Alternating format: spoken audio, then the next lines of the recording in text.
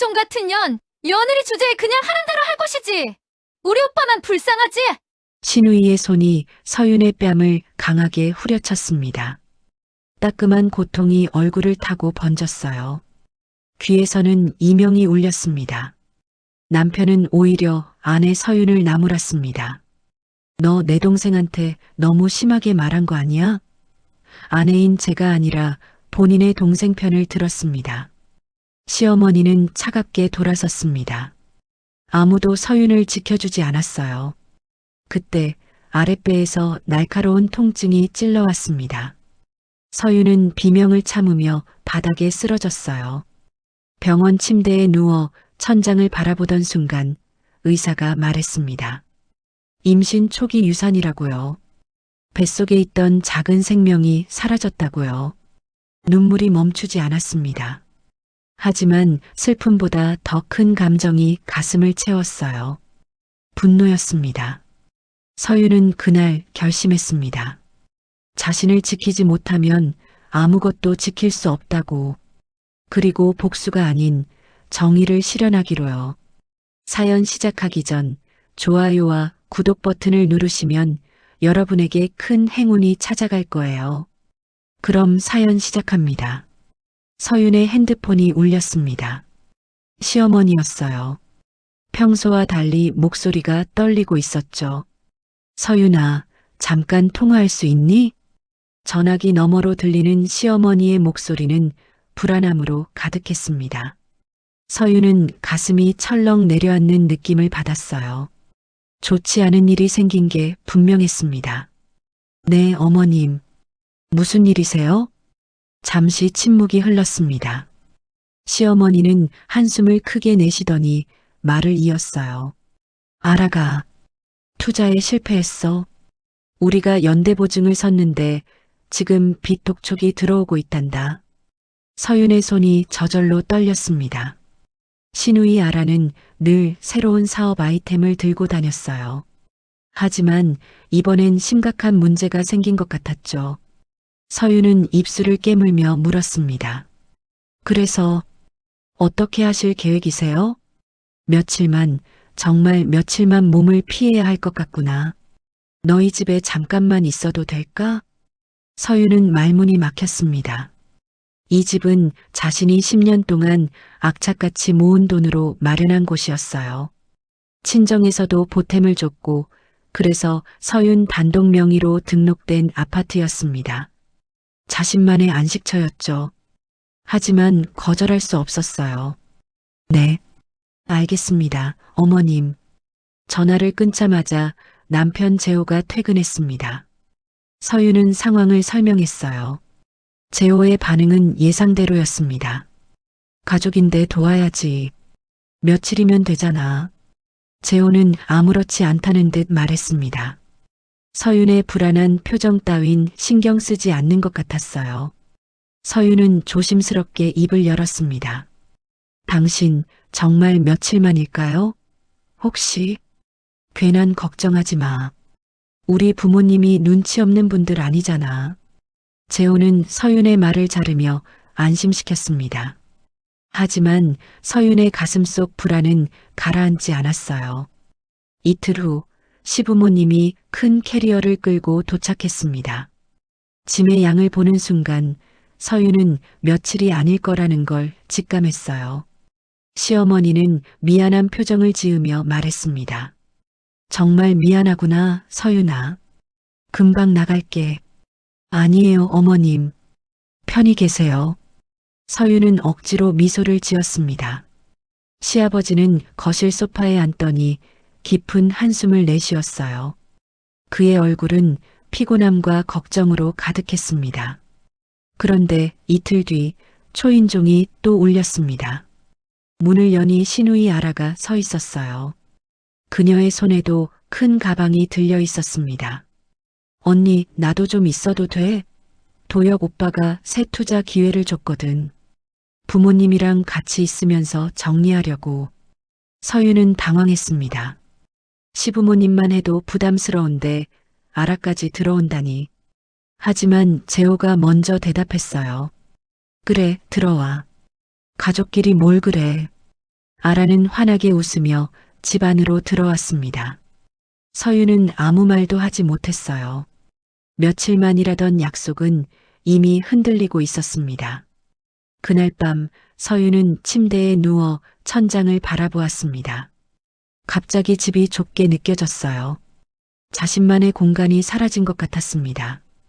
불안함이 가슴을 짓눌렀죠. 정말 며칠만일까? 아니면 서윤은 눈을 감았습니다. 하지만 잠은 쉽게 오지 않았어요. 시댁 식구들이 들어온 지 일주일이 지났습니다. 서윤의 일상은 완전히 달라져 있었어요. 아침마다 4사람분의 식사를 준비하고 설거지와 청소가 끝없이 이어졌죠. 자신만의 시간은 사라졌습니다. 그날 오후 초인종이 울렸습니다. 서윤이 문을 열자 낯선 남자가 서 있었어요. 30대 초반으로 보이는 그는 깔끔한 정장 차림에 부드러운 미소를 짓고 있었습니다. 안녕하세요. 아라 씨랑 교제 중인 강도혁이라고 합니다. 목소리는 차분했습니다. 신뢰감이 느껴지는 톤이었어요. 아, 아가씨가 말한 그분이시군요. 들어오세요. 아라가 거실에서 달려나왔습니다. 오빠 왔어요? 어서 들어와요. 도혁은 정중하게 인사를 하며 집 안으로 들어왔습니다. 시부모님께도 공손하게 절을 했어요. 시어머니는 만족스러운 표정을 지었습니다. 아라가 좋은 사람 만났네. 듬직해 보이는구나. 도혁은 투자 상담을 한다며 서류 가방을 꺼냈어요. 시아버지와 남편이 관심을 보이며 그의 옆에 앉았습니다. 제가 진행하는 프로젝트는 안정성이 검증된 겁니다. 수익률도 보장되어 있고요. 도혁의 설명은 논리적이고 설득력 있게 들렸습니다. 서윤은 주방에서 차를 준비하며 그들의 대화를 들었어요. 뭔가 석연치 않았지만 구체적으로 뭐라고 말할 수는 없었습니다. 그날 이후 도혁은 자주 집을 찾았습니다. 투자 상담이라는 명목이었어요. 어느 날 저녁 서윤은 이상한 장면을 목격했습니다. 도혁이 거실 서류함 쪽을 계속 쳐다보고 있었어요. 서윤의 등골이 서늘해졌습니다. 왜 저기를 계속 보는 거지? 서류함에는 집 관련 서류와 인감도장이 있었어요. 서윤은 불안한 마음에 서류함 쪽으로 다가가 자리를 옮겼습니다. 도혁은 금세 시선을 돌렸어요. 며칠 후 엘리베이터에서 이웃 오말순 씨를 만났습니다. 서윤 씨, 요즘 손님이 자주 오시네요? 아, 네. 시댁 식구들이 잠깐 계시거든요. 오말순은 목소리를 낮추며 말했습니다. 그런데 밤마다 낯선 차가 오더라고요. 검은색 외제차요. 밤 10시가 넘어서도 주차장에 있던데. 서윤의 표정이 굳었습니다. 혹시 언제쯤이었나요? 어제도 왔고 그저께도 왔어요. 서윤은 가슴이 두근거렸습니다. 불안한 예감이 점점 커졌어요. 집으로 돌아온 서윤은 남편에게 조심스럽게 물었습니다. 여보, 도혁 씨가 밤에도 오나요? 남편은 TV를 보며 대답했습니다. 가끔 서류 작업하러 오지. 왜? 그런데 너무 자주 오는 것 같아서요. 남편의 표정이 굳어졌습니다. 짜증 섞인 목소리로 말했어요. 괜히 의심하지 마. 알아, 남자친구잖아. 가족이나 다름없는 사람인데 뭘 그래? 서윤은 더 이상 말하지 못했습니다. 자신의 불안을 이해받지 못한다는 게 서러웠어요. 그날 밤 서윤은 잠을 이루지 못했습니다. 창문 밖을 내다보니 정말로 검은색 외제차가 주차되어 있었어요. 서윤은 커튼을 닫으며 몸을 떨었습니다. 이건 정상이 아니야. 다음 날 아침 도혁이 또 찾아왔습니다. 그는 여전히 부드러운 미소를 띠고 있었어요. 하지만 서윤의 눈에는 그 미소가 더 이상 믿음직스럽게 보이지 않았습니다. 오히려 섬뜩하게 느껴졌어요. 도혁은 거실을 둘러보며 자연스럽게 서류함 근처로 다가갔습니다. 서윤은 그의 움직임을 놓치지 않고 지켜봤어요.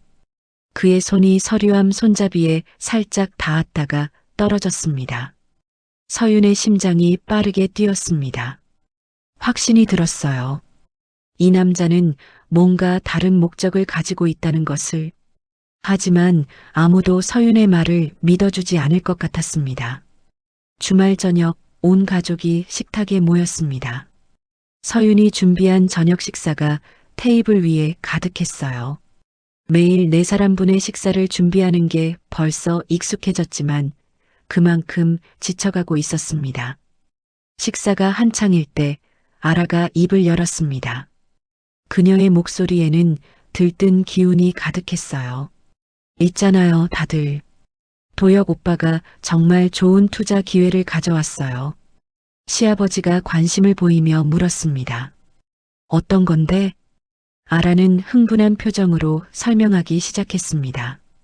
그녀의 손짓은 과장되어 있었고 눈은 반짝이고 있었어요. 이번 투자는 정말 안전해요. 수익률도 높고요. 도혁 오빠가 직접 검증한 거라서 믿을 수 있어요. 우리 가족이 함께 투자하면 모두 성공할 수 있다고요. 서윤은 젓가락을 든 손이 멈췄습니다. 불안한 예감이 들었어요. 가슴속 어딘가에서 경고음이 울리기 시작했습니다. 얼마나 투자해야 하는데? 시어머니의 목소리에는 기대감이 묻어났습니다. 많이 안 해도 돼요. 아버님, 어머님 퇴직금 중에서 일부만. 서윤의 가슴이 철렁 내려앉았습니다. 퇴직금. 그건 시부모님의 노후를 위한 소중한 돈이었어요. 하지만 시아버지는 벌써 고개를 끄덕이며 관심을 보이고 있었습니다. 그래. 한번 생각해 봐야겠구나. 저도 적금이 좀 있는데 넣어볼까요? 남편의 말에 서윤은 깜짝 놀라 남편을 바라봤습니다. 남편의 표정은 진지했어요. 정말로 투자할 생각인 것 같았죠. 아라가 환하게 웃었습니다. 오빠도 하실 거예요? 좋아요. 우리 가족 모두 함께하면 정말 좋을 것 같아요. 그때 모든 시선이 서윤에게 향했습니다. 마치 무대 위에 홀로 서 있는 것 같은 기분이 들었어요. 네 쌍의 눈이 서윤을 바라보고 있었습니다. 새언니도 하실 거죠? 아라의 목소리는 기대에 차 있었습니다. 서윤은 목구멍이 매는 것 같았어요. 침을 삼켰습니다. 손바닥에 땀이 났습니다. 저는 좀 더 생각해 봐야 할 것 같아요. 그 말이 떨어지자마자 식탁의 분위기가 순식간에 바뀌었습니다. 따뜻하던 공기가 차갑게 식어버렸어요. 아라의 얼굴에서 미소가 사라졌습니다. 왜요? 뭐가 문제예요? 아라의 목소리에는 날이 서 있었습니다. 서윤은 조심스럽게 대답했어요. 그게 아직 도혁 씨에 대해 잘 모르잖아요. 투자라는 게 신중해야 하니까. 시어머니가 끼어들었습니다. 그녀의 얼굴에는 불만이 가득했어요. 서윤아, 아라 남자친구인데 뭘 그렇게 의심하니? 서윤은 당황했습니다. 자신이 뭔가 큰 잘못을 한 것처럼 느껴졌어요. 가슴이 답답해졌습니다. 의심하는 게 아니라 검증이 안 된 투자에 함부로 돈을 맡기면 안 될 것 같아서요. 아라의 목소리가 날카로워졌습니다. 검증이 안 됐다고요? 도혁 오빠가 얼마나 성실하게 일하는 사람인데요. 새언니은 가족을 믿지도 못해요. 가족이라서 더 조심해야 하는 거 아닐까요? 만약 잘못되면. 잘못될 리 없어요. 새언니만 빼고 다들 할 건데 뭐가 그렇게 불안하세요? 서윤은 말문이 막혔습니다. 남편이 서윤의 팔을 살짝 잡으며 말했어요. 그의 손길은 따뜻하지 않았습니다. 여보, 너무 예민하게 굴지 마. 우리 가족끼린데. 서윤은 남편을 바라봤습니다. 남편의 눈빛은 그냥 넘어가라고 말하고 있었어요. 지금 분위기를 망치지 말라는 무언의 압박이었죠. 하지만 서윤은 고개를 저었습니다. 죄송하지만 저는 할 수 없어요. 그 순간 식탁은 무거운 침묵에 휩싸였습니다. 아라가 젓가락을 탁 내려놓았어요. 그 소리가 유난히 크게 울렸습니다. 시아버지는 불편한 표정으로 헛기침을 했어요. 시어머니는 서윤을 실망스럽다는 듯 쳐다봤습니다. 그 시선이 날카로웠어요. 서윤은 가슴이 답답했습니다. 숨쉬기가 힘들었어요. 자신이 뭔가 큰 잘못을 저지른 것처럼 느껴졌습니다. 하지만 이건 옳은 선택이라고 믿었어요. 불확실한 투자에 소중한 돈을 맡길 순 없었으니까요. 먼저 들어가 있을게요. 서윤은 자리에서 일어났습니다. 다리가 후들거렸어요. 아무도 말리지 않았습니다. 오히려 다들 외면하는 것 같았어요. 방으로 들어간 서윤은 문을 닫고 침대에 앉았습니다. 거실에서 들리는 목소리가 희미하게 들렸어요. 저 사람 왜 저래? 너무 이기적인 거 아니야? 가족도 못 믿으면서. 서윤의 눈에서 눈물이 흘러내렸습니다. 뜨거운 눈물이 볼을 타고 떨어졌어요. 가족이라는 이름으로 자신을 압박하는 게 너무 고통스러웠습니다. 억울했어요. 왜 자신만 이상한 사람 취급을 받아야 하는 걸까요? 하지만 물러설 수 없었습니다. 이건 자신을 지키는 일이었으니까요. 그날 밤부터 이상한 일들이 시작됐습니다. 서윤이 잠들려고 할 때마다 현관에서 삐하는 소리가 들렸어요. 비밀번호를 누르는 소리였습니다. 처음엔 가족 중 누군가가 늦게 들어오는 줄 알았죠. 하지만 며칠이 지나면서 이상함을 느꼈습니다. 밤 11시가 넘어서도 누군가 현관문을 여는 소리가 들렸어요. 서윤은 잠에서 깨어 귀를 기울였습니다. 발소리가 들렸죠. 조심스럽게 움직이는 발소리였어요. 누구지? 서윤은 가슴이 두근거렸습니다. 방문을 살짝 열고 복도를 내다봤어요. 어둠 속에서 누군가의 그림자가 보였습니다. 거실로 향하는 뒷모습이었어요. 도혁이었습니다. 다음 날 아침 서윤은 아라에게 조심스럽게 물었습니다. 어젯밤에 도혁 씨가 왔었나요? 아라는 고개를 끄덕였어요. 응, 서류 작업이 있어서 잠깐 들렀어요. 왜요? 밤 11시가 넘었던 것 같은데. 일이 늦게 끝났나 봐요. 뭐 어때요? 우리 집이나 마찬가지잖아요. 서윤은 더 이상 말하지 못했습니다. 아라의 말투에는 거슬림이 묻어났어요.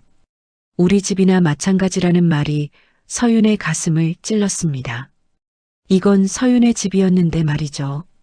며칠 후 서윤은 외출을 했습니다. 친구를 만나러 간 거예요. 오랜만에 집을 벗어나니 숨통이 트이는 것 같았습니다. 카페에서 친구와 이야기를 나누는 동안 서윤은 잠시나마 평온함을 느꼈어요. 저녁 6시쯤 집으로 돌아왔습니다. 엘리베이터를 타고 올라가는데 오말순 씨와 마주쳤어요. 오말순은 뭔가 말하고 싶은 듯 서윤을 바라봤습니다. 서윤 씨, 잠깐 할 말이 있어요. 네, 말씀하세요. 오말순은 목소리를 낮췄습니다. 그 남자, 어젯밤에도 왔던데요. 밤 12시쯤? 혼자 들어가던데요. 서윤의 얼굴이 굳었습니다. 어젯밤 12시? 서윤은 그 시간에 집에 없었어요.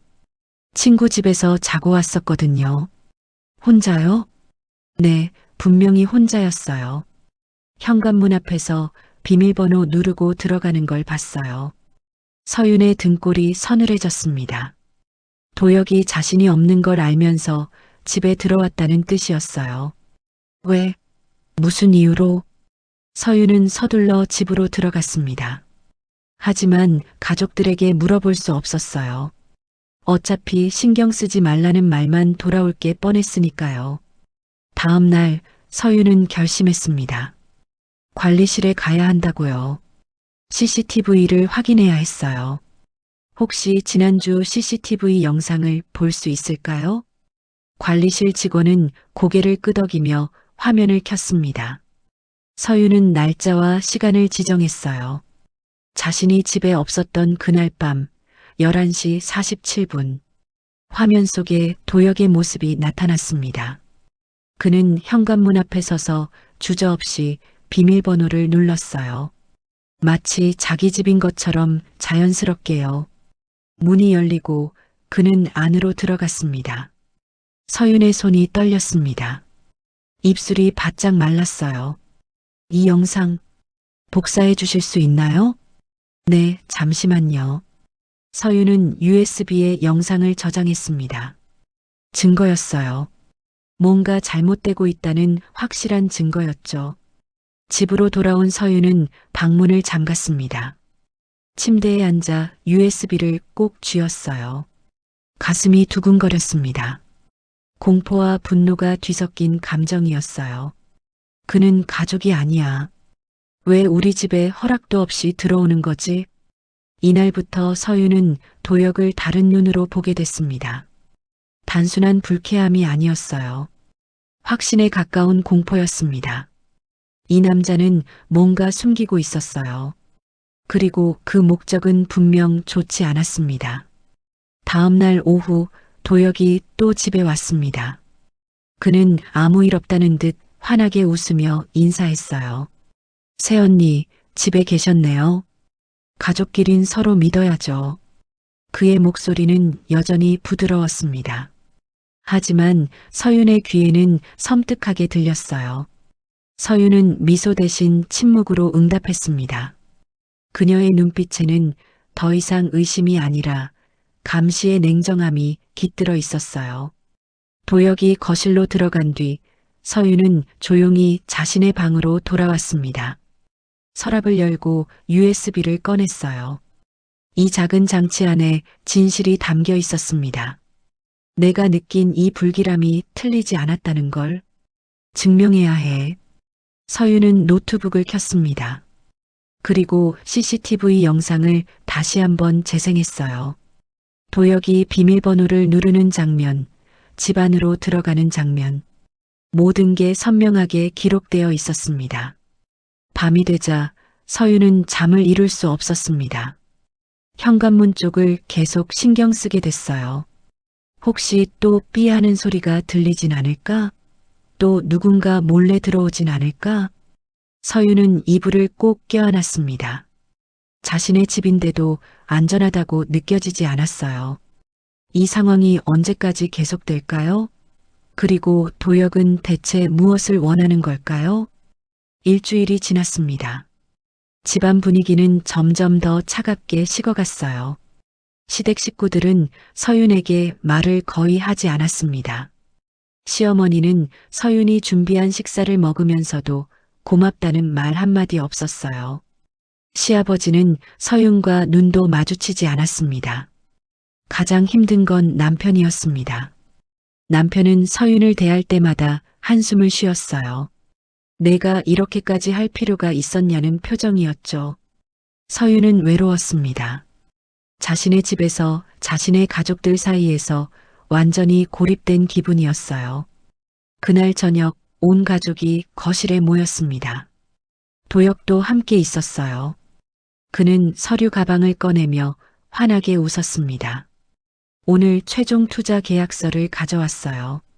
다들 확인하시고 서명해 주시면 됩니다. 시아버지가 서류를 받아들었습니다. 남편도 옆에서 들여다봤어요. 아라는 들뜬 표정으로 도혁을 바라봤습니다. 드디어네요, 오빠. 도혁은 고개를 끄덕이며 펜을 꺼냈습니다. 한 명씩 서명을 받기 시작했어요. 시아버지, 시어머니, 남편 모두 주저없이 이름을 썼습니다. 그리고 모든 시선이 서윤에게 향했습니다. 도혁이 서류를 서윤 앞에 내밀었어요. 새언니도 함께 하시죠? 서윤은 고개를 저었습니다. 목소리는 떨리지 않도록 애썼어요. 저는 안 할게요. 전부터 말씀드렸잖아요. 아라의 얼굴이 일그러졌습니다. 새언니, 아직도 그러실 거예요? 온 가족이 다 아는데? 죄송하지만 제 생각은 변하지 않았어요. 시어머니가 날카로운 목소리로 말했습니다. 서윤아, 넌 정말 가족이 뭔지 모르는구나. 혼자만 잘 살겠다는 거니? 서윤의 가슴이 쿵 하고 내려앉았습니다. 그런 게 아닌데. 자신은 그저 신중하게 생각하는 것뿐인데요. 어머님, 그게 아니라. 그게 아니면 뭐야? 우리 가족이 다 망해도 상관없다는 거잖아. 서윤은 억울했습니다. 눈물이 핑 돌았어요. 하지만 참았습니다. 여기서 울면 안 됐어요. 저는 그저 확실하지 않은 투자가 불안해서. 아라가 벌떡 일어났습니다. 그녀의 얼굴은 분노로 붉어져 있었어요. 확실하지 않다고요? 새언니는 도혁 오빠를 사기꾼으로 보는 거예요? 그런 게 아니에요. 단지 뭐예요? 새언니는 이 집도 가족 돈으로 샀잖아요. 서윤의 얼굴이 창백해졌습니다. 그건 사실이 아니었어요. 절대 아니었습니다. 이 집은 제가 10년 동안 모은 돈으로 산 거예요. 친정의 도움도 있었고요. 가족 돈이 아니에요. 거짓말하지 마세요. 오빠 돈도 들어갔잖아요. 일부는 그렇지만 대부분은 제 돈이에요. 그리고 명의도 제 단독 명의고요. 아라의 눈이 더욱 날카로워졌습니다. 그녀는 한 걸음 다가왔어요. 그래요. 자랑하고 싶으신 거죠? 자기 돈으로 샀으니 우리 보고 나가라는 거예요? 그런 말 한 적 없어요. 말은 안 해도 티가 나요. 새언니, 정말 이기적이시네요. 서윤은 더 이상 참을 수 없었습니다. 감정이 북받쳐 올랐어요. 이기적인 게 아니에요. 저는 그냥 신중한 거예요. 검증도 안 된 투자에 돈을 맡기는 게 무서운 거라고요. 그 순간 아라의 손이 날아왔습니다. 탁! 뺨을 맞은 서윤은 그 자리에 얼어붙었습니다. 귀가 멍했어요. 뺨이 화끈거렸습니다. 아라가 자신을 때렸다는 게 믿기지 않았어요. 감히 우리 가족을 사기꾼 취급해요? 아라의 목소리는 떨리고 있었습니다. 분노와 흥분으로 가득 차 있었어요. 서윤은 뺨을 감싸쥐었습니다. 충격과 굴욕감이 밀려왔어요. 눈물이 주르륵 흘러내렸습니다. 왜 때려요? 남편이 일어났습니다. 하지만 아라를 나무라지 않았어요. 오히려 서윤에게 말했습니다. 여보, 둘 다 진정해. 너도 너무 심하게 말한 거 아니야? 서윤은 남편을 바라봤습니다. 믿을 수가 없었어요. 자신이 맞았는데 남편은 중립을 지키고 있었습니다. 아니, 오히려 서윤을 탓하는 것 같았어요. 여보, 나 맞았어. 알아. 근데 너도 너무 가족을 의심했잖아. 서윤의 가슴이 무너져 내렸습니다. 남편마저도 자신의 편이 아니었어요. 아무도 자신을 지켜주지 않았습니다. 갑자기 아랫배가 찌릿했습니다. 통증이 느껴졌어요. 서윤은 배를 움켜쥐었습니다. 아, 왜 그래? 시어머니가 물었지만 목소리에는 걱정이 없었습니다. 그저 귀찮다는 느낌만 있었어요. 서윤은 바닥에 주저앉았습니다. 통증이 점점 심해졌어요. 식은땀이 흘렀습니다. 배가 아파요. 그때야 남편이 다가왔습니다. 서윤의 얼굴이 너무 창백해져 있었거든요. 병원 가야겠어. 차 가져올게. 서윤은 남편의 부축을 받으며 겨우 일어섰습니다.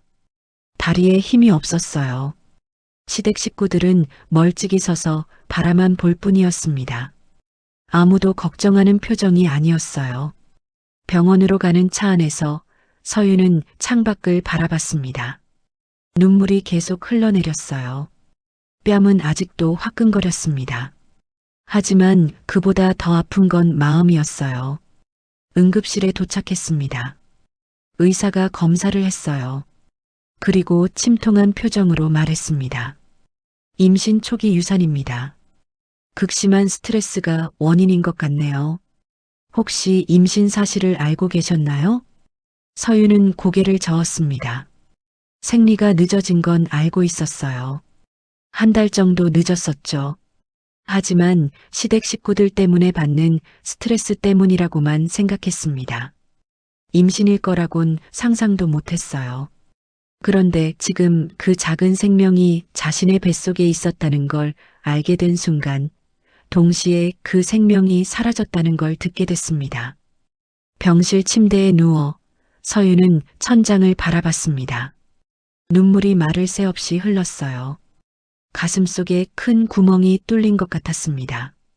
남편은 옆에 앉아 있었지만 아무 말도 하지 않았습니다. 무슨 말을 해야 할지 모르는 것 같았어요. 서유는 그때 결심했습니다. 더 이상 참을 수 없었어요. 이렇게 살 수 없었습니다. 이제 나를 지켜야 해.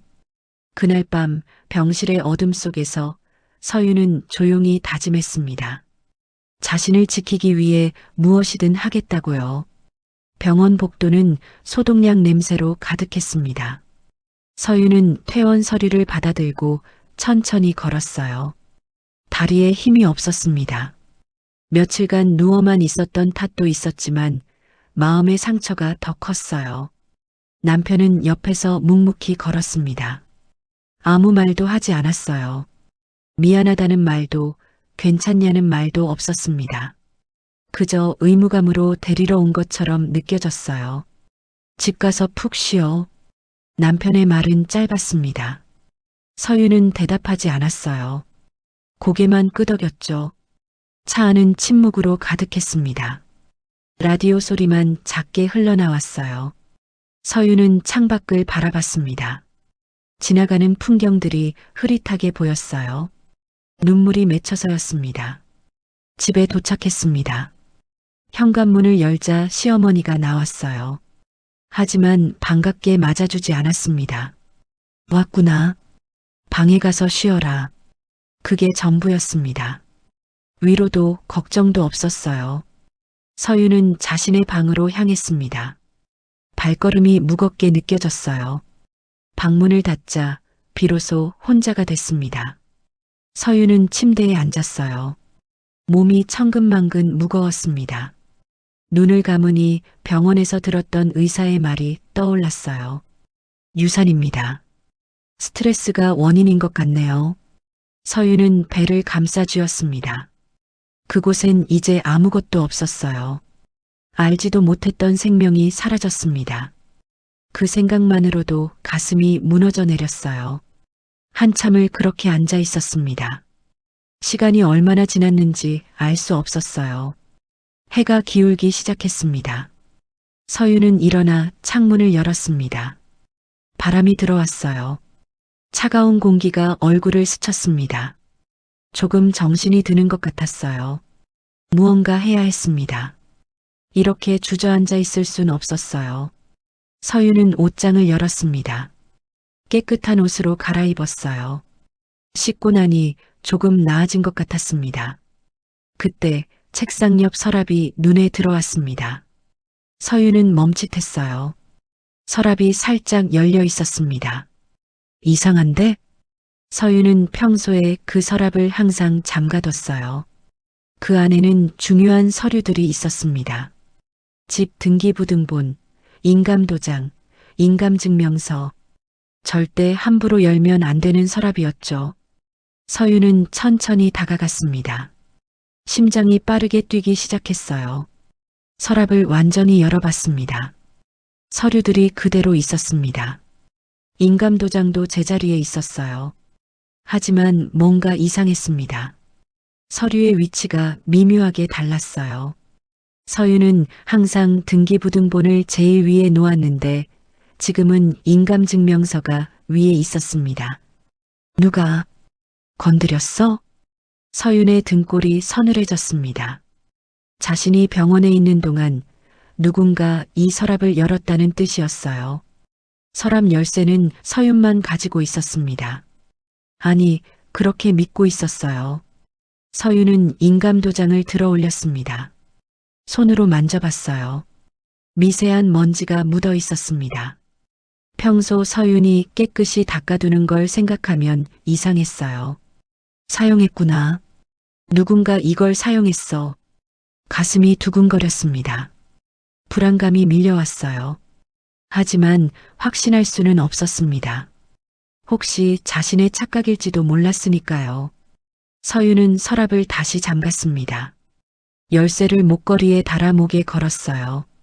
이제부터는 절대 몸에서 떼지 않기로 했습니다. 이틀이 지났습니다. 서윤은 집에서 조용히 지냈어요.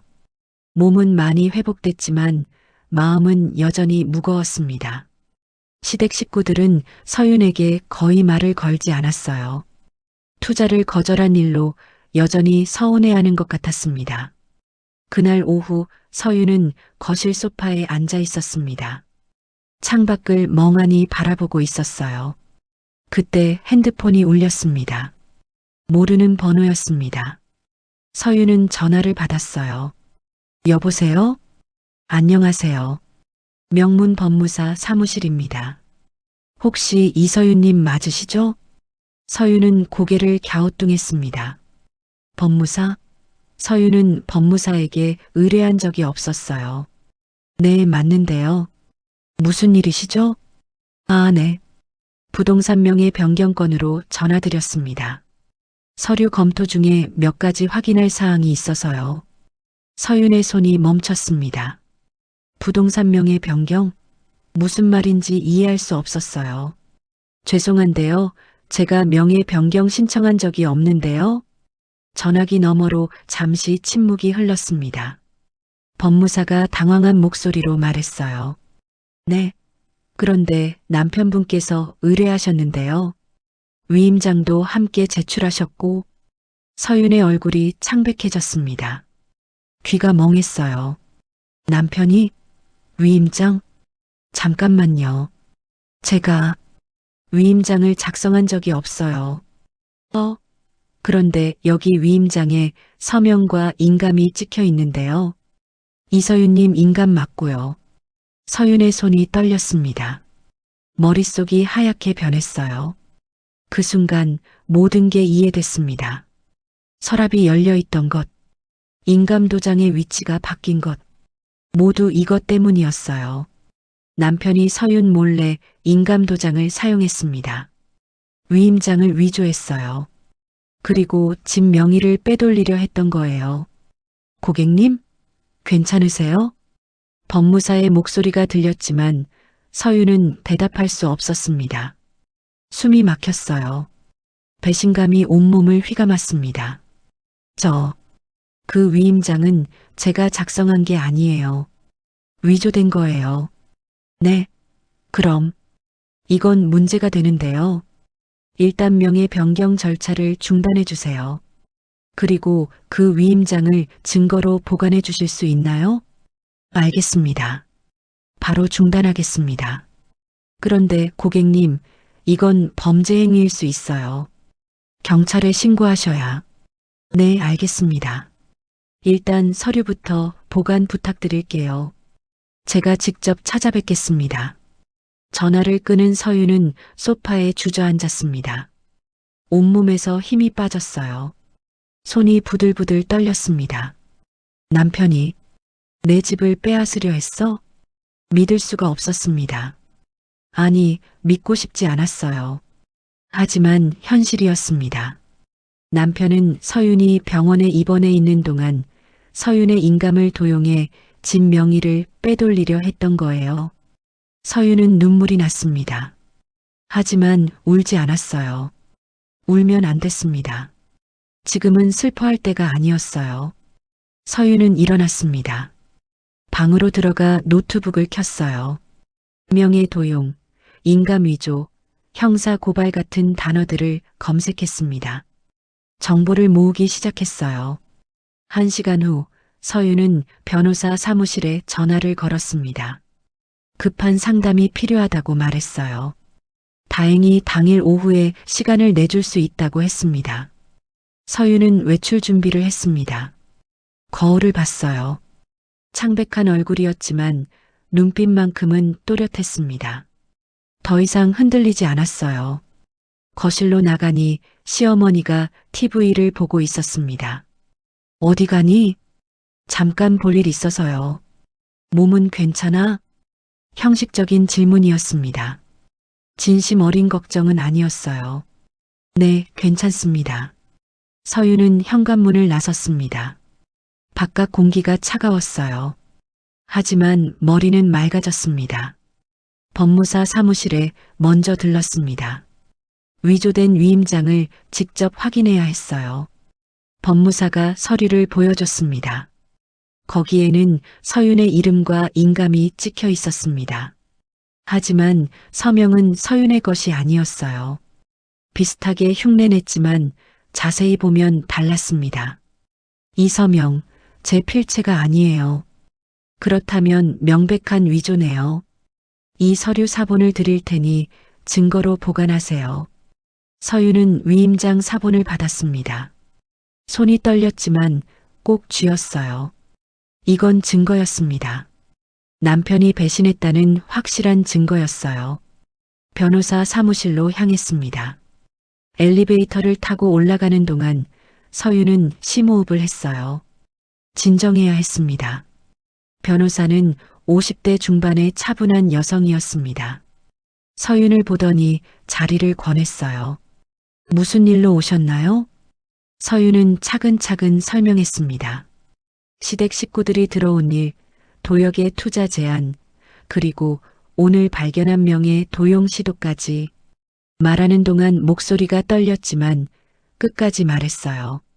변호사는 진지하게 듣더니 고개를 끄덕였습니다.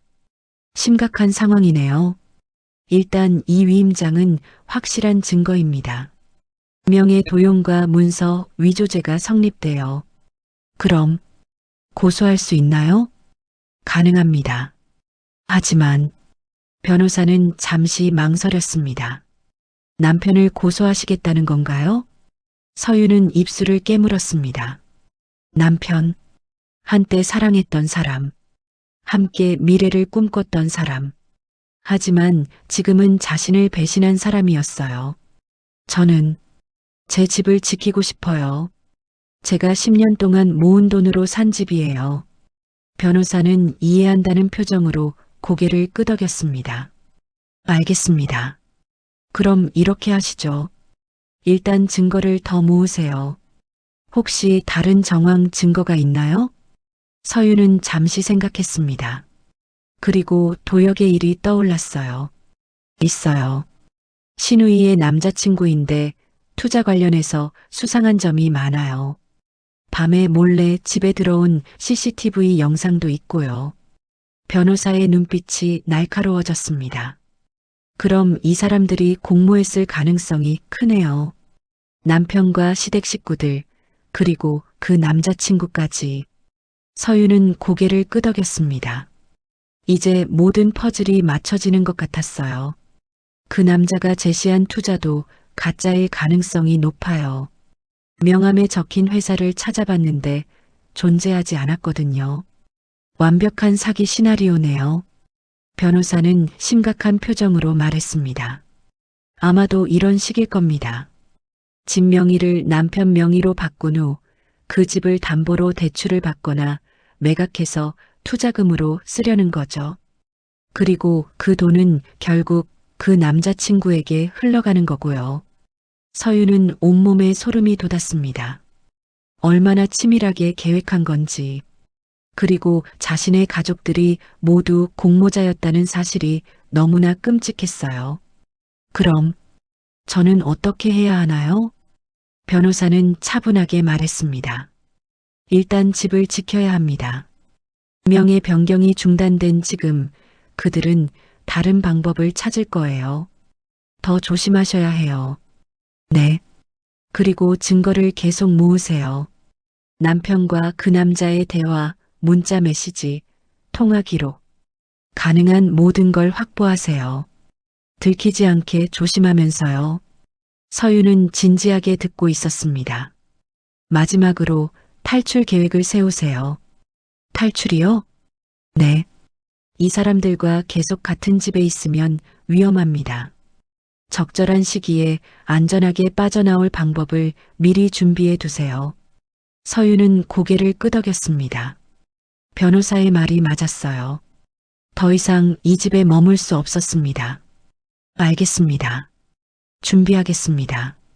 힘내세요. 당신은 잘못한 게 없어요. 당신의 재산을 지키는 건 당연한 권리입니다. 변호사의 말에 서유는 눈물이 핑 돌았습니다. 오랜만에 듣는 위로의 말이었어요. 감사합니다. 사무실을 나온 서유는 잠시 복도에 서 있었습니다. 창밖을 바라봤어요. 해가 지고 있었습니다. 하늘이 붉게 물들어 있었어요. 서유는 심호흡을 했습니다. 이제부터가 진짜 시작이었어요. 자신을 지키기 위한 싸움, 그리고 배신자들에게 대가를 치르게 하는 일. 나는 할 수 있어. 해야만 해. 서유는 고개를 들었습니다. 눈빛이 달라져 있었어요. 더 이상 약한 며느리가 아니었습니다. 자신의 삶을 지키기 위해 싸우는 전사였어요. 집으로 향하는 길, 서유는 계획을 세우기 시작했습니다. 어떻게 증거를 모을지, 언제 집을 떠날지, 어디로 갈지, 하나씩 머릿속으로 정리했어요. 현관문을 열고 들어갔습니다. 거실에는 시댁 식구들이 모여 있었어요. TV를 보고 있었습니다. 다녀왔어요. 서유는 평소처럼 인사했습니다. 아무도 대답하지 않았어요. 서유는 개의치 않았습니다. 이제 이런 것들이 상처가 되지 않았어요. 방으로 들어가 문을 닫았습니다. 가방에서 위임장 사본을 꺼냈어요. 조심스럽게 책상 서랍 깊숙한 곳에 넣었습니다.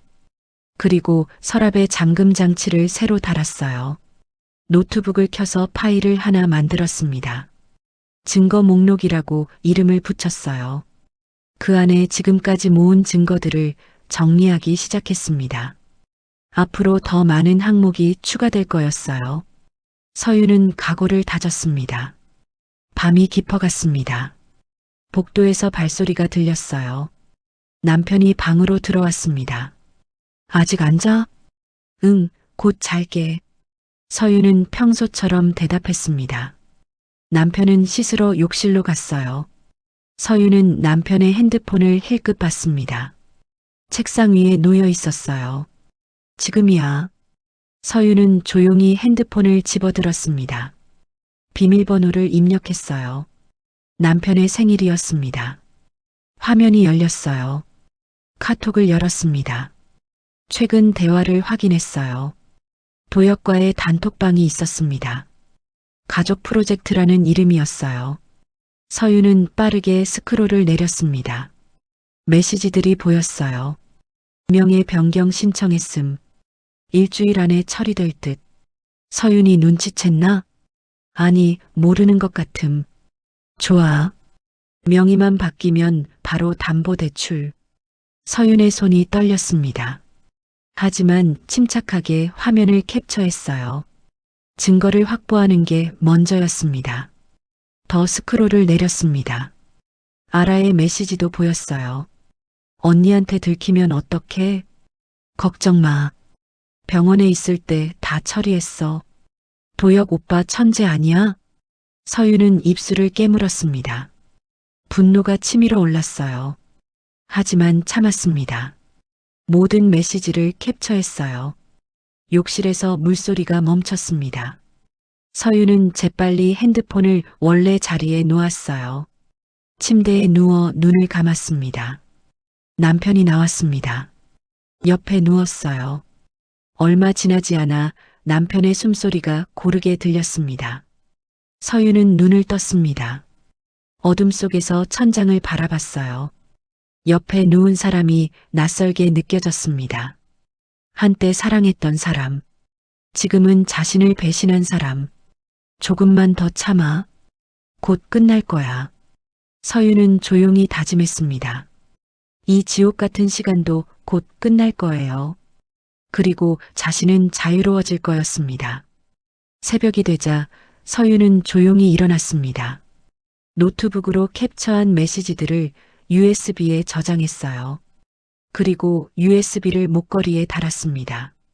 항상 몸에 지니고 다니기로 했어요. 창밖을 봤습니다. 동이 트고 있었어요.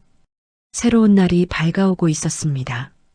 서윤에게도 새로운 시작이 다가오고 있었어요. 일주일이 지났습니다. 서윤은 조용히 계획을 실행에 옮기기 시작했어요. 겉으로는 평소와 다름없이 지냈습니다. 아침 식사를 준비하고 집안일을 하고 시댁 식구들을 대했어요. 하지만 머릿속은 끊임없이 계산하고 있었습니다. 타이밍이 중요해.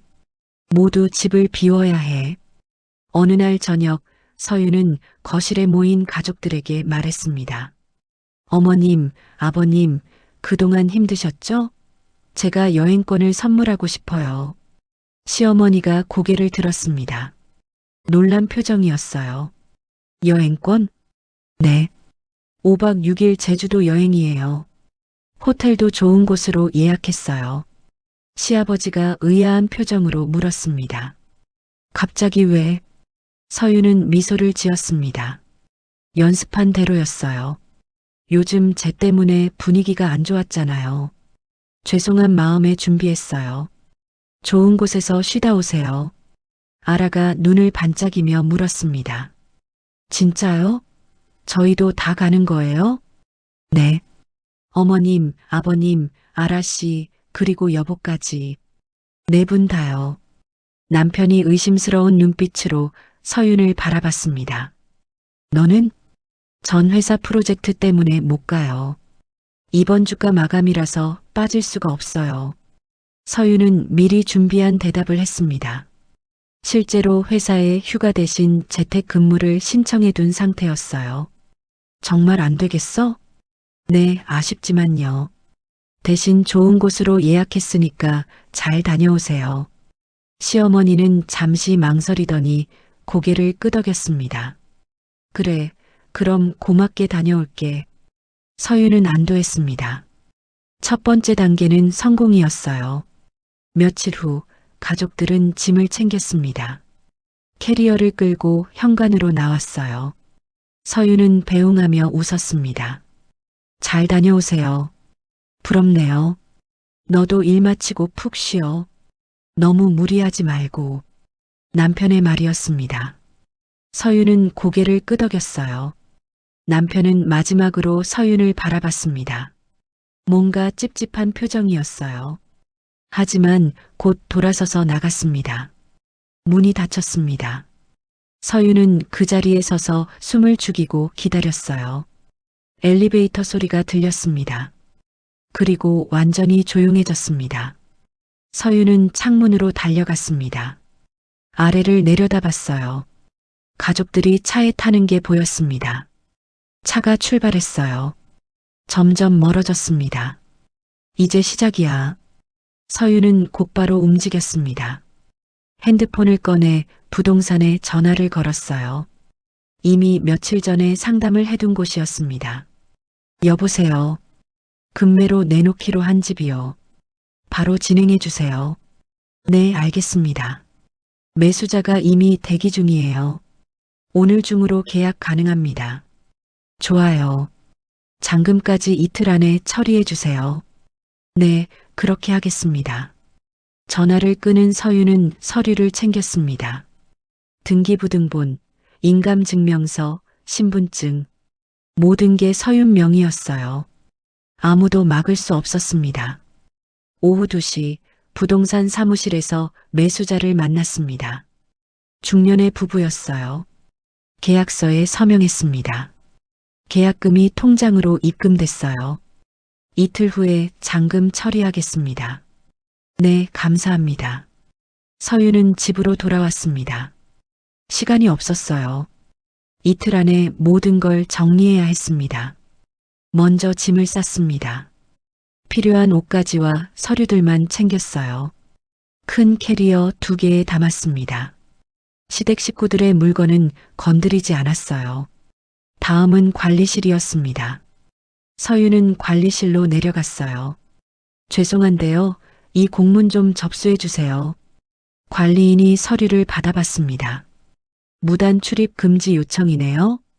네. 앞으로 제가 허락하지 않은 사람은 절대 출입시키지 말아주세요. 법적 조치도 불사하겠습니다. 관리인은 고개를 끄덕였습니다. 알겠습니다. 접수하겠습니다. 서유는 모든 연락처를 변경했습니다. 핸드폰 번호도 바꿨어요. 은행 앱에서 새 계좌를 만들었습니다. 모든 돈을 그쪽으로 옮겼어요. 다음 날 원룸 계약을 했습니다. 작지만 깨끗한 곳이었어요. 서윤 혼자 살기에 충분했습니다.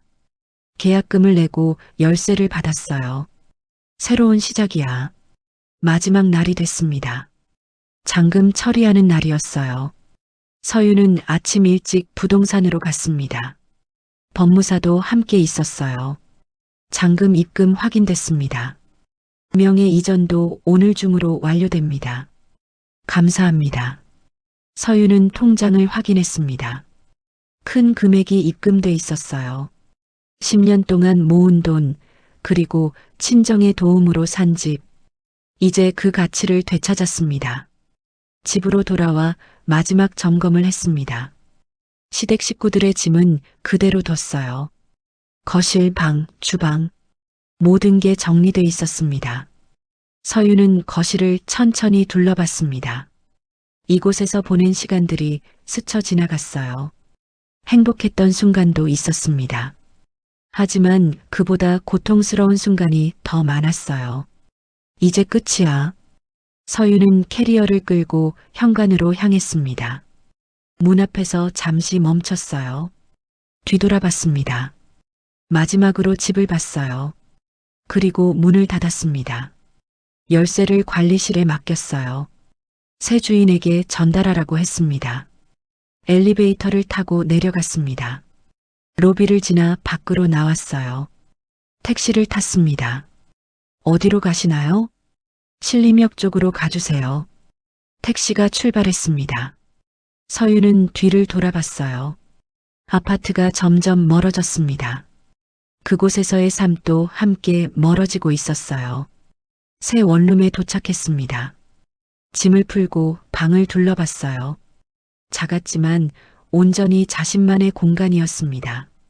아무도 침범할 수 없는 곳이었어요. 창문을 열었습니다. 바람이 들어왔어요. 시원했습니다.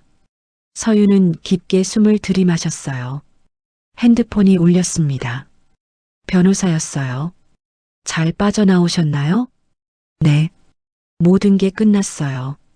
수고하셨어요. 이제 다음 단계를 준비하시죠. 내일 사무실로 오세요. 경찰 신고 준비를 해야 합니다. 네, 알겠습니다. 전화를 끊은 서유는 소파에 앉았습니다. 몸에서 긴장이 풀렸어요. 그제야 피곤함이 밀려왔습니다. 하지만 마음은 편했습니다. 더 이상 두렵지 않았어요. 자신을 지켰습니다. 그리고 이제 정의를 실현할 차례였어요. 서유는 가방에서 USB를 꺼냈습니다. 그 안에는 모든 증거가 담겨 있었어요. 위조 위임장, CCTV 영상, 문자 메시지, 단톡방 캡처, 배신자들의 모든 죄가 기록돼 있었습니다. 이제 내 차례야. 서윤의 눈빛은 차갑고 단호했습니다. 복수가 아니었어요. 정의였습니다. 잘못한 사람들이 대가를 치르게 하는 일이었어요. 밤이 됐습니다. 서유는 침대에 누웠어요. 오랜만에 편안한 잠자리였습니다. 눈을 감았어요. 내일부터 새로운 삶이 시작될 거예요. 힘들겠지만 자유로울 겁니다. 그리고 서유는 이겨낼 거예요. 반드시요. 5박 6일이 지났습니다. 여행에서 돌아오는 날이었어요. 남편은 택시에서 내리며 집을 올려다봤습니다. 뭔가 이상한 느낌이 들었어요. 설명할 수 없는 불안감이었습니다. 빨리 올라가자. 시아버지가 말했습니다. 캐리어를 끌며 엘리베이터를 탔어요. 모두 피곤한 표정이었습니다. 문 앞에 도착했습니다. 남편이 비밀번호를 눌렀어요. 삐삐삐. 잘못된 비밀번호라는 소리가 났습니다. 남편은 당황했어요. 다시 눌러봤습니다. 삐삐삐. 또 틀렸습니다. 시어머니가 물었어요. 왜 그래? 비밀번호 바뀐 거야? 이상한데. 남편은 서윤에게 전화를 걸었습니다. 하지만 전화는 연결되지 않았어요. 고객님께서 이용하실 수 없는 번호입니다. 남편의 얼굴이 창백해졌습니다. 번호가 바뀌었다는 뜻이었어요. 뭐야, 이게? 아라가 불안한 목소리로 물었습니다. 오빠, 무슨 일이에요? 잠깐만. 남편은 관리실로 내려갔습니다. 나머지 가족들도 따라갔어요. 저희 집 비밀번호가 안 되는데요? 관리인이 컴퓨터를 확인하더니 심각한 표정을 지었습니다. 아, 그 집은 이미 명의가 바뀌었는데요. 새 주인분이 비밀번호를 변경하셨습니다. 네, 명의가 바뀌었다고요? 남편의 목소리가 떨렸습니다. 시아버지가 다가왔어요. 무슨 소리야? 우리 집인데? 죄송하지만 일주일 전에 정식으로 매매가 완료됐습니다. 여기 서류 있어요. 관리인이 서류를 보여줬습니다. 거기에는 서윤의 서명이 있었어요. 매도인으로 적혀 있었습니다. 남편은 그 자리에서 얼어붙었습니다. 머릿속이 하얗게 변했어요. 이게 무슨... 시어머니가 소리쳤습니다. 말도 안 돼. 서윤이가 집을 팔았다고? 우리 몰래? 서류상으로는 적법한 거래입니다. 서윤 씨 단독 명의였고 본인이 직접 계약하셨어요. 관리인의 말에 모두가 충격에 빠졌습니다. 아라는 주저앉으며 울기 시작했어요. 어떻게? 우리 짐은 어떡하고? 짐은 창고에 보관 중입니다. 새 주인분이 정리해 달라고 하셔서요. 남편은 비틀거리며 로비 의자에 앉았습니다. 손이 떨렸어요. 핸드폰을 꺼내 은행 앱을 열었습니다. 계좌를 확인했어요. 그리고 그는 더 큰 충격을 받았습니다. 잔고 영원. 적금 계좌도 확인했습니다. 전부 해지돼 있었어요. 돈이 모두 사라졌습니다. 이럴 수가. 남편의 입술이 파르르 떨렸습니다. 시아버지가 다가왔어요. 왜 그래? 아버지, 제 계좌에 돈이 하나도 없어요. 뭐? 시아버지도 황급히 핸드폰을 꺼냈습니다. 은행 앱을 열었어요. 그리고 비명을 질렀습니다. 내 돈도 없어. 투자한 돈이 전부 사라졌어. 시어머니도 확인했습니다. 퇴직금을 넣었던 계좌가 텅 비어 있었어요. 이게 무슨 일이야? 우리 노후 자금인데. 아라는 떨리는 손으로 도혁에게 전화를 걸었습니다. 하지만 전화는 받지 않았어요. 문자를 보냈습니다. 오빠 어디야? 연락 좀 해. 답장은 오지 않았습니다. 다시 전화를 걸었어요. 고객님께서 전화를 받을 수 없습니다. 삐소리 후에 아라의 얼굴이 새하얗게 질렸습니다. 안 받아. 도혁 오빠가 전화를 안 받아. 남편이 다급히 도혁의 회사로 전화를 걸었습니다. 명함에 적힌 번호였어요. 번호가 변경되었습니다. 모든 것이 무너지는 순간이었습니다. 집도 돈도 믿었던 사람도 모두 사라졌어요. 시아버지는 벽에 기대 주저앉았습니다. 얼굴이 잿빛으로 변했어요. 우리가 당한 거구나. 시어머니는 아무 말도 하지 못했습니다. 그저 멍하니 앉아있을 뿐이었어요. 평생 모은 돈이 사라졌다는 사실을 받아들일 수 없었습니다. 아라는 바닥에 주저앉아 울고 있었습니다. 어깨가 들썩거렸어요. 그가 나를 사랑한다고 했는데 거짓말이었어. 전부 다 거짓말. 남편은 멍하니 허공을 바라봤습니다. 모든 게 한순간에 무너졌어요. 집도, 돈도, 회사 신뢰도. 그때 한 가지 생각이 떠올랐습니다. 서윤이었어요. 서윤만 연락이 안 됐습니다. 설마 서윤이도? 남편은 서윤의 회사로 전화를 걸었습니다. 동료가 받았어요. 서윤이요? 일주일 전에 퇴사했는데요. 네. 급하게 그만둔다고 하더라고요. 무슨 일 있나 봐요. 전화를 끄는 남편의 손이 떨렸습니다. 모든 게 계획된 일이었어요. 서윤은 모든 걸 알고 있었습니다. 그리고 미리 준비했던 거예요. 서윤이가 우릴 버린 거야. 남편의 목소리는 허탈함으로 가득했습니다. 시어머니가 분노로 떨며 소리쳤습니다. 그 여자가 우릴 속인 거야. 가족을 이렇게 만들다니. 하지만 아무도 대답하지 않았습니다. 모두 각자의 절망에 빠져 있었어요. 시아버지는 노후 자금을, 남편은 사채 빚을, 아라는 사랑을 잃었습니다. 남편은 회사에서도 전화가 왔습니다. 인사팀이었어요. 재호 씨, 월급 압류 통지서가 들어왔는데요. 사채업체에서 온 거라고. 무슨 일 있으세요? 남편의 얼굴이 새하얗게 질렸습니다. 투자금을 마련하려고 몰래 사채까지 쓴 게 들통난 거예요. 그게 회사에서 이런 일은 처음이라. 상황 설명을 좀 해주셔야 할 것 같은데요. 남편은 전화를 끊어버렸습니다. 어떻게 설명하겠어요? 투자 사기에 속아서 사채까지 썼다고. 회사 사람들이 알게 되면 신뢰를 잃을 게 뻔했습니다. 부끄러워서 얼굴을 들 수 없었어요. 회사에 어떻게 가? 남편은 고개를 떨구었습니다. 월급마저 압류당하면 이제 정말 아무것도 남지 않게 될 거였어요. 날이 저물었습니다.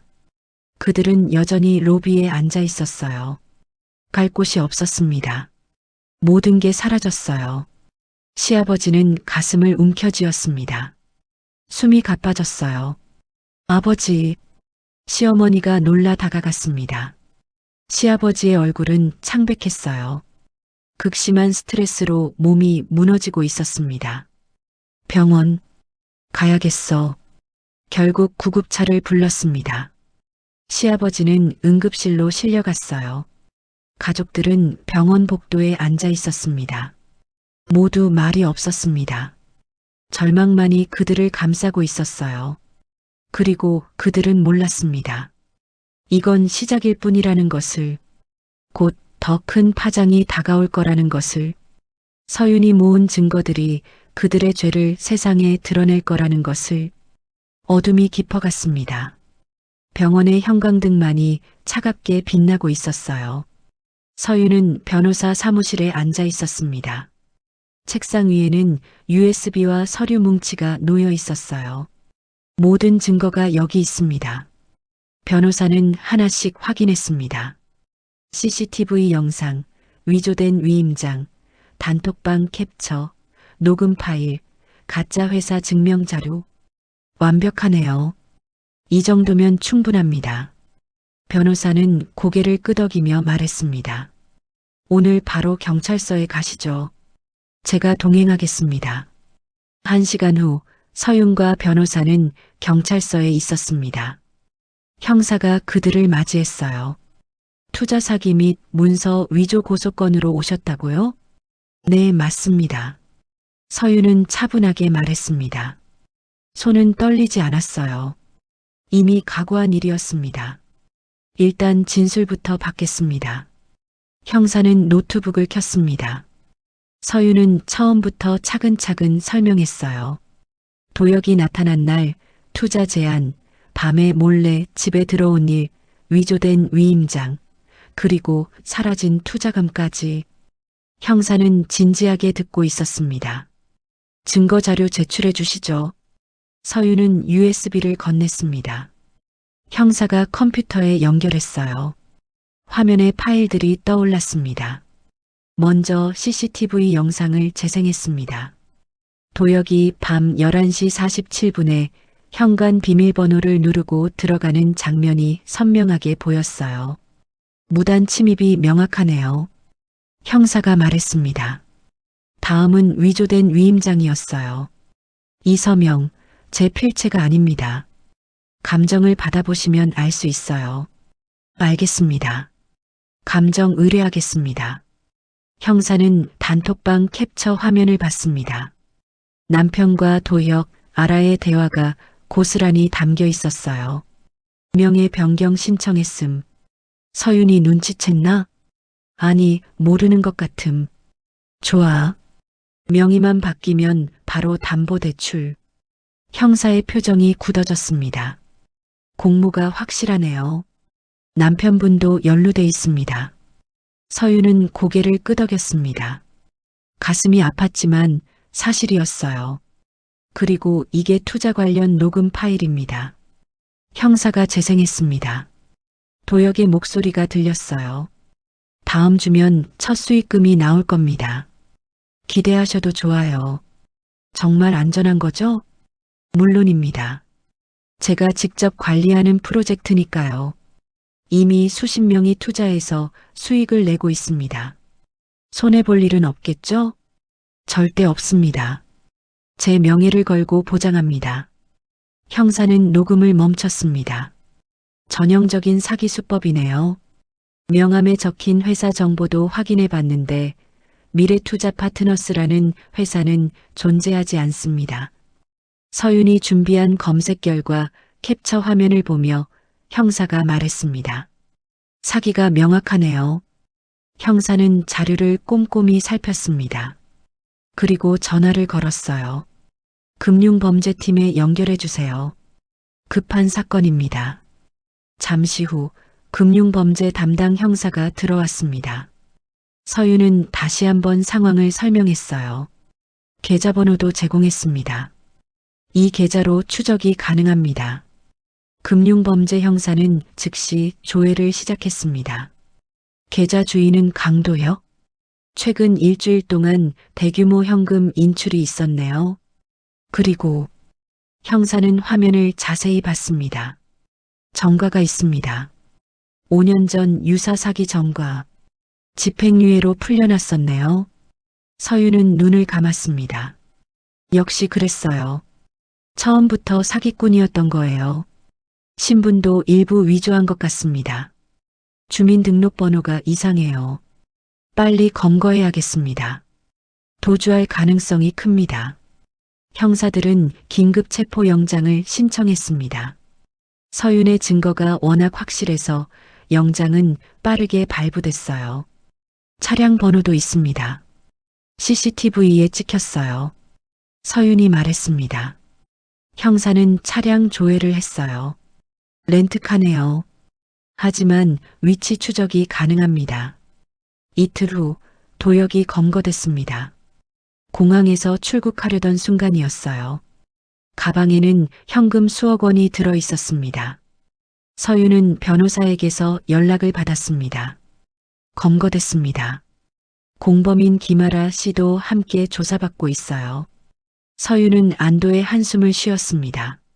남편은요? 명예 도용 공모 혐의로 조사 중입니다. 위임장 위조에 관여했다는 증거가 명확해서요. 서윤은 복잡한 심정이었습니다. 한때 사랑했던 사람이 범죄자가 됐어요. 하지만 이건 그가 자초한 일이었습니다. 며칠 후 서윤은 경찰서에서 피해자 조사를 받았습니다. 다른 피해자들도 있었어요. 도역에게 속은 사람들이었습니다. 총 피해액이 수십억 원에 달합니다. 당신은 유일하게 피해를 면했네요. 형사가 말했습니다. 서윤은 고개를 끄덕였어요. 증거를 모으고 미리 대비했기에 가능한 일이었습니다. 강도역은 구속됐습니다. 김아라는 공범으로 기소될 예정이고요. 남편분은 보석으로 풀려났지만 재판은 받아야 합니다. 서윤은 담담히 들었습니다.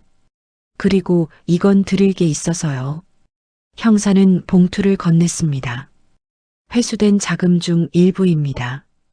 피해자들에게 배분하는 건데 당신이 증거 제공으로 검거에 결정적 역할을 해서 포상금도 포함됐어요. 서윤은 봉투를 받았습니다. 무겁게 느껴졌어요. 며칠 후 뉴스에 보도됐습니다. 대규모 투자 사기단 검거, 피해액 수십억 원. 주범 강모 씨는 과거 유사범죄로 집행유예를 받은 전력이 있어 서윤은 TV를 끄고 창밖을 바라봤습니다. 모든 게 끝났어요. 도역은 감옥에 갔고 아라와 남편은 재판을 기다리고 있었습니다. 시댁 식구들은 모든 걸 잃었어요. 서윤만이 살아남았습니다. 자신을 지켜냈어요. 핸드폰이 울렸습니다. 모르는 번호였어요. 받지 않았습니다. 아마도 남편이나 시댁에서 걸었을 거예요. 하지만 서윤은 더 이상 그들과 연결되고 싶지 않았습니다. 서윤은 새 노트북을 켰습니다. 이력서를 작성하기 시작했어요. 새 직장을 찾아야 했습니다. 새로운 삶을 시작해야 했어요.